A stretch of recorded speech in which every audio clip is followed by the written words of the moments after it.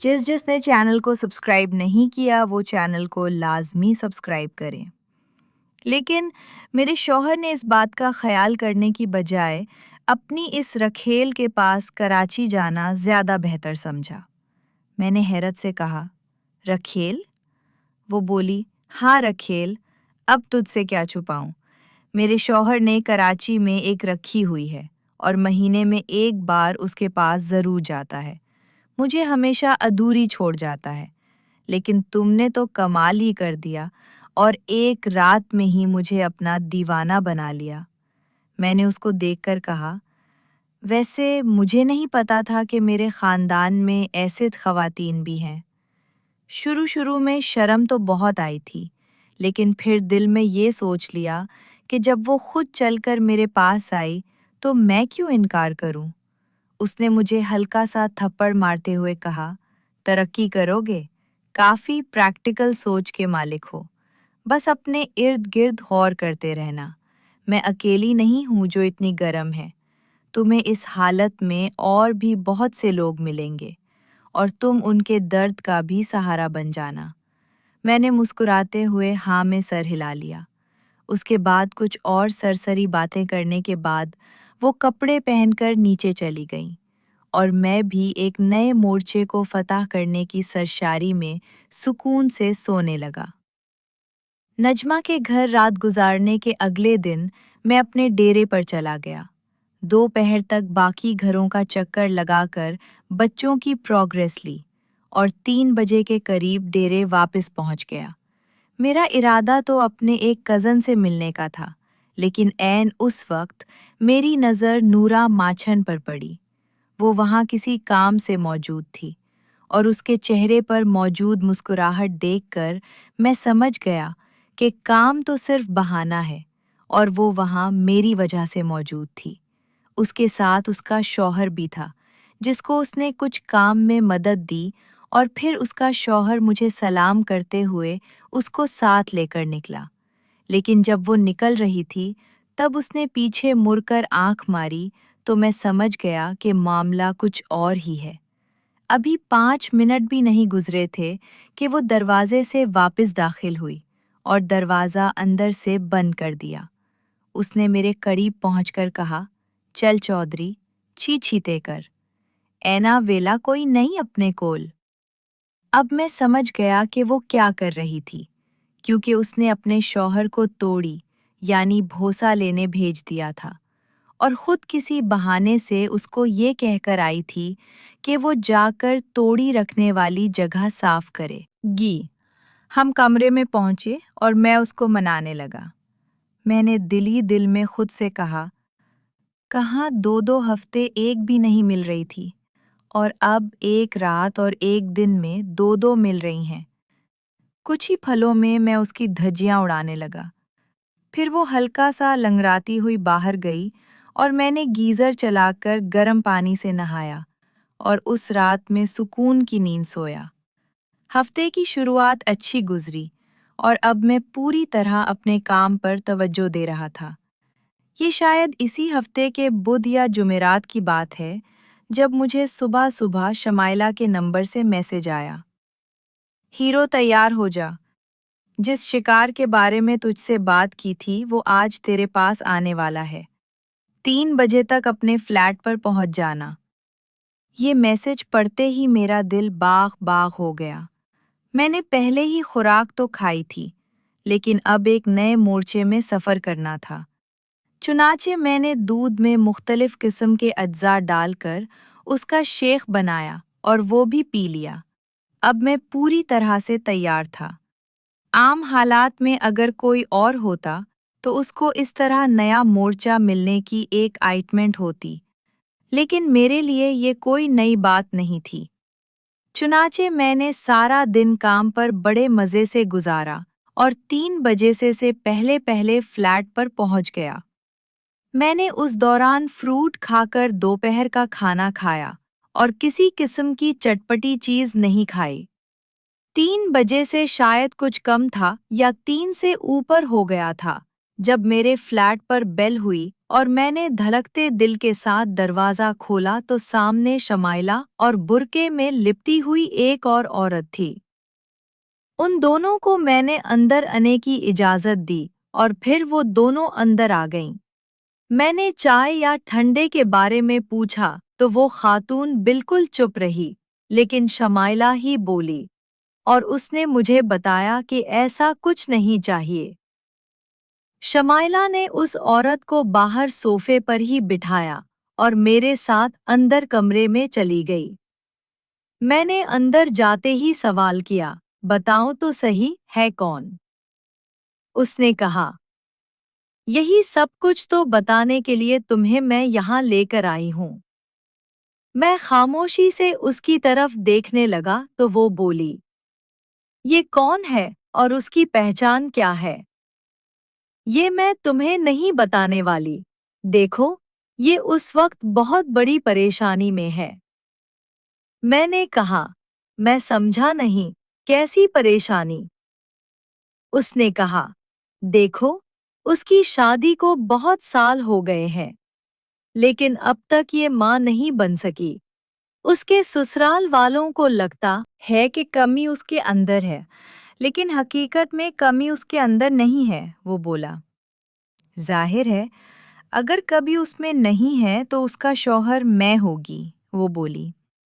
یہی تو سیاپا ہے کہ کمی اس کے شوہر میں بھی نہیں ہے، میں نے قدرے حیران ہو کر کہا۔ تو پھر ویسے بھی میں ان معاملات سے کافی حد تک انجان تھا، وہ بولی۔ بدھو، کمی قدرتی ہے، کئی بار ایسا ہوتا ہے۔ ویسے تو یہ سائنسی قسم کی بات تھی اور میں سائنس سے ویسے ہی جان چھڑاتا تھا، جبکہ شمائلہ بھی سائنس کی استانی نہیں تھی، لیکن ان چیزوں کے بارے میں کافی حد تک جانتی تھی، کیونکہ وہ بہرحال عمر اور تجربے میں مجھ سے بڑی تھی۔ میں اس کی طرف دیکھتا رہا تو اس نے کہا، یار، ایک وجہ یہ بھی ہے کہ اس کے شوہر کا دوست چودھری کا قد بہت چھوٹا ہے۔ اس کی یہ بات سن کر میں پوری طرح سے چونک اٹھا۔ اس نے کہا، سمجھا کرو یار۔ اب میری سمجھ میں کافی کچھ آ چکا تھا۔ اس نے کہا، اب میری بات غور سے سنو۔ میں نے اس کو اس سب کے لیے بڑی مشکل سے راضی کیا ہے۔ وہ یہاں کمرے میں آ کر بیڈ پر لیٹے گی اور میں اس کو تیار کروں گی۔ پھر تم اندر آؤ گے اور اسے مناؤ گے۔ جانتی ہوں، ایک بار منانے سے کچھ نہیں ہوگا، لیکن ہم ہفتے میں ایک دو بار کرتے رہیں گے، جب تک اسے خوشی نہ ملے۔ اور ہاں، جب تک میں اندر اس کو تیار کروں گی، تب تک تم باہر تیاری کر لینا، کیونکہ تم نارمل انسان نہیں ہو۔ اس نے تمہارے جیسا انسان تو فلموں میں بھی نہیں دیکھا۔ یہ سب کچھ میرے لیے نیا اور حیران کن تھا۔ بہرحال، اب میرے پاس اس سے اتفاق کرنے کے علاوہ کوئی چارہ نہیں تھا، کیونکہ اس کو اس بات کی حامی میں نے خود بھری تھی۔ میں باہر چلا گیا اور وہ دونوں کمرے میں چلی گئی۔ میں نے تیاری شروع کر دی۔ میں کچھ دیر تک انتظار کرتا رہا اور پھر شمائلہ باہر آئی اور مجھے اندر جانے کو کہا۔ میں اندر داخل ہوا تو وہ منہ دوسری طرف کر کے لیٹی ہوئی تھی۔ اس نے برقع اب بھی پہنا ہوا تھا، جبکہ اس کی ٹانگوں پر چادر موجود تھی۔ میں نے بیٹھ کے پرلی طرف پڑے ہوئے چھوٹے صوفے کی طرف دیکھا تو سمجھ گیا کہ اس کی ٹانگ والی طرف چادر کیوں ہے، کیونکہ وہاں ایک پجامہ موجود تھا۔ میں سمجھ گیا۔ میں بیڈ پر بیٹھ گیا۔ وہ مجھ سے ناراض تھی اور اس نے اپنا منہ دوسری طرف کیا ہوا تھا، اور شاید اپنا منہ بند بھی کیا ہوا تھا تاکہ کوئی آواز نہ نکلے۔ یہ بھی عجیب قسم کی ملاقات تھی جس میں ایک ایسی عورت سے ملنے والا تھا۔ یہ بھی ایک عجیب قسم کی ملاقات تھی جس میں ایک ایسی عورت سے ملنے والا تھا جو اپنا چہرہ تک چھپا کر رکھنا چاہتی تھی۔ اور جیسے ہی میں اس کی ناراضگی دور کرنے لگا تو مجھے کسی قسم کی کوئی ایکسائٹمنٹ محسوس نہیں ہو رہی تھی۔ میں نے بہت دفعہ کوشش کی، لیکن کسی قسم کا کوئی رسپانس محسوس نہیں ہوا۔ اب یہ بات میرے لیے ایک قسم کی پریشانی بن چکی تھی۔ مجبور ہو کر میں اٹھا اور ایسے ہی باہر نکل گیا جہاں شمائلہ اپنے موبائل پر لگی ہوئی تھی۔ مجھے یوں ہی باہر دیکھ کر اس نے حیران ہو کر مجھے دیکھا اور کہا، کیا ہوا؟ ابھی اچھے خاصے تو اندر گئے تھے؟ میں نے کہا، یار مجھ سے یہ اندھوں والا کام نہیں ہو سکتا، وہ بھی بغیر کسی خوشی کے۔ شمائلہ مسکرائی اور بولی، تمہیں کس قسم کی ایکسائٹمنٹ چاہیے؟ میں نے کہا، کم سے کم مجھے نزاکت کا احساس تو ہونا چاہیے۔ اس نے کچھ دیر میری طرف دیکھا اور پھر اندر کی طرف چلی گئی۔ کچھ دیر بعد وہ باہر نکلی اور بولی، یار وہ نہیں مان رہی، کسی طرح جگاڑ لگا کر ایسے ہی اس کو راضی کر لو۔ میں نے کہا، ایسے ہی؟ تو پھر میں بھی ایڈجسٹ کرنے والا نہیں ہوں۔ جب تم نے اس کی مدد کرنے کا فیصلہ کیا ہے تو پھر اس کی پوری طرح مدد کرو۔ اس نے حیران ہو کر میری طرف دیکھا اور اس سے پہلے کہ وہ کچھ سمجھ پاتی، میں اس کا بازو پکڑ کر اس کو کمرے کی طرف لے گیا۔ کمرے میں وہ خاتون موجود تھی اور ہمیں دیکھ کر ایک دفعہ حیران ہوئی۔ میں نے اضافی گدا نکالا اور بچھا دیا۔ اس کے ساتھ ہی میں نے شمائلہ کو تیار کیا تو وہ حیران ہو کر مجھے دیکھنے لگی۔ شاید اس نے مجھے روکنے کے لیے ہاتھ بھی بڑھائے تو میں نے کہا، اب تمہیں ہی سوشل سروس کرنے کا شوق ہے تو پھر پوری طرح سے سوشل سروس کرو۔ جب تک میں خوش نہیں ہوتا تب تک مجھ سے کچھ نہیں ہوگا۔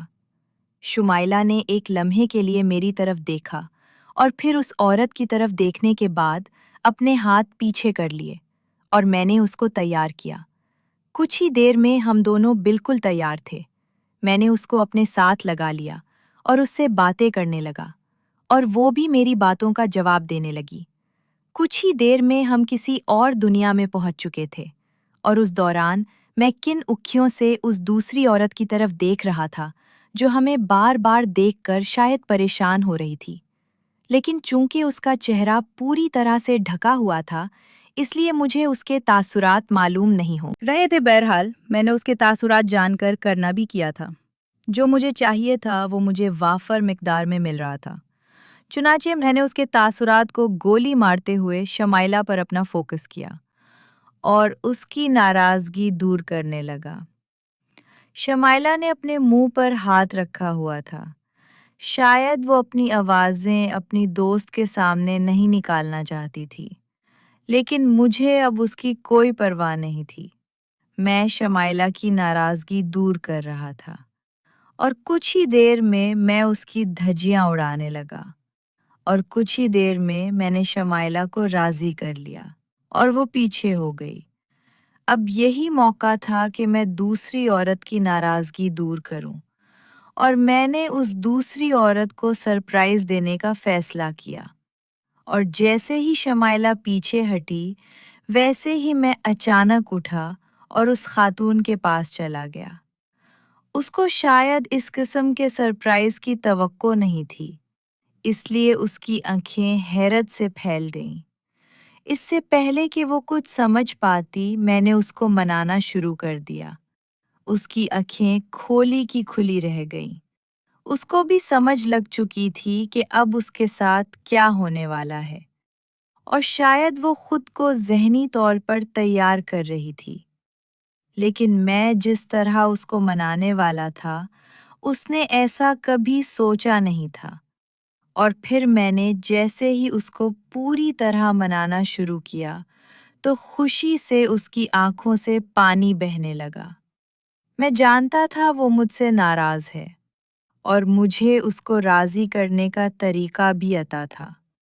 وہ مجھے روک نہیں رہی تھی کیونکہ شاید وہ اپنی مراد پوری کروانے کے لیے ہر حد تک جانے کو تیار تھی۔ اس کو راضی کرتے ہوئے میری نظر اس کے ایک پیر پر پڑی تو میں حیران رہ گیا، کیونکہ اس کے پیر پر ایک نشان تھا جو شاید میں نے کسی کے پیر پر دیکھا تھا۔ میں اس دوران یاد کرنے کی کوشش کرنے لگا کہ میں نے کس کے پیر پر یہ سب دیکھا تھا۔ دماغ کسی اور طرف جانے کی وجہ سے میں تھوڑی دیر کے لیے رک گیا اور ایک دفعہ وہ خاتون مجھ سے راضی ہو گئی۔ اچانک میرے ذہن میں آیا اور میرے ذہن میں چند دن پہلے کا منظر گھومنے لگا، جب ہم لوگ ایک میٹنگ کے لیے بیٹھے تھے اور یہ میٹنگ دھوپ میں ہو رہی تھی تو وہاں خواتین استاد بھی موجود تھیں۔ اس وقت ایک ٹیچر میرے پاس یعنی میرے سے 2 کرسیاں چھوڑ کر بیٹھی ہوئی تھی۔ اس نے اپنی ٹانگ دوسری ٹانگ پر رکھی ہوئی تھی، جس کی وجہ سے اس کا پیر واضح ہو رہا تھا۔ اور اسی دوران میرا پین گرا تو میں اٹھانے کے لیے جب جھکا تو میری نظر اس کے پاؤں پر اسی جگہ موجود نشان پر گئی تھی جو اس خاتون کے پاؤں پر موجود تھا، اور اس کڑی کو ملاتے ہی اگلی کڑی میرے ذہن میں گونجی کہ اس کی شادی کو بھی کافی سال ہو گئے تھے اور اب تک ان کے ہاں کوئی اولاد نہیں تھی۔ وہ ٹیچر برقع نہیں پہنتی تھی اور چہرے سے کافی باروب خاتون تھی۔